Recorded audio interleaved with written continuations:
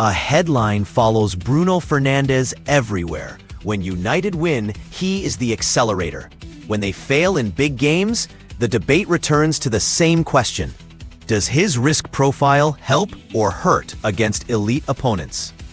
The answer is complicated, because the same instincts that break low blocks can break United's structure when pressure rises.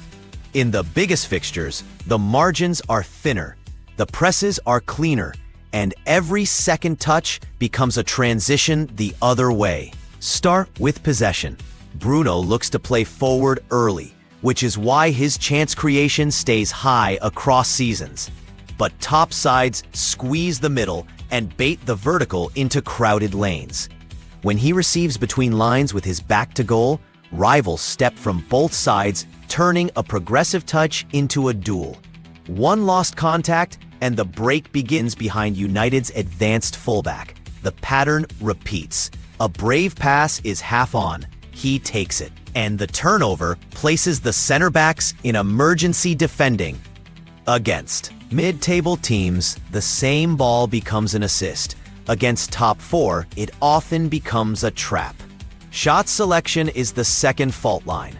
In tense games, United's build-up can stall, and Bruno's response is to raise the risk. Early strikes from distance, floaters to the far post, outside of the boot crosses under pressure.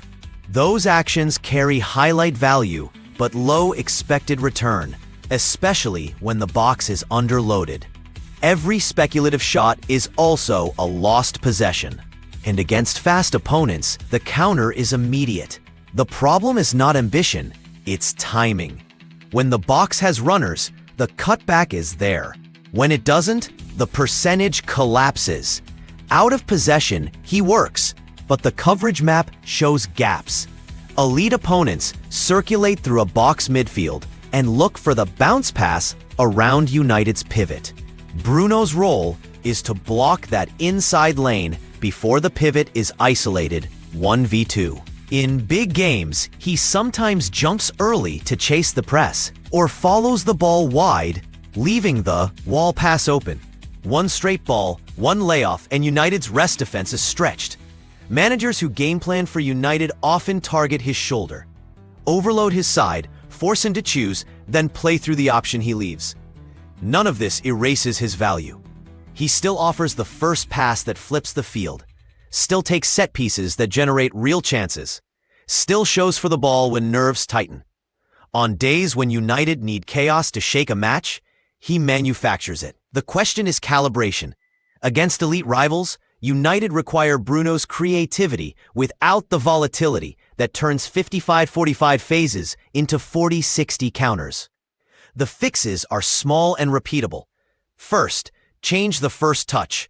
Receive on the half-turn toward the safe side, not toward pressure. That one habit halves the dangerous giveaways. Second, delay the hero ball until the box is loaded. 2 runners, 1 cutback option, then the through ball. Third, codify the pressing trigger. If the pass goes beyond your cover, shadow, drop to lock the bounce rather than chasing the fullback. Fourth, redistribute set-piece responsibility by game state. Flat deliveries to near-post runners when leading. Higher tempo outswingers only when chasing. There is also a selection question rather than a sale question. In certain away fixtures, United can pair Bruno with a runner, who attacks the space he vacates, and a pivot who sits 5 meters tighter to him. That halves the distance of his risk and doubles the chance of an immediate counterpress. And when control is the brief him to start slightly wider, where giveaways bleed less danger and crosses can be aimed at late arrivals rather than hopeful chips. The reality is that big games magnify both sides of his profile.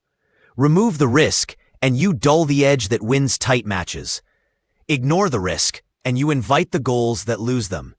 The balance is tactical, not ideological. If United optimize the receiving angles, delay the shots until the box is live, and tighten the lane behind him, Bruno's best qualities, courage, volume, disguise, become assets again.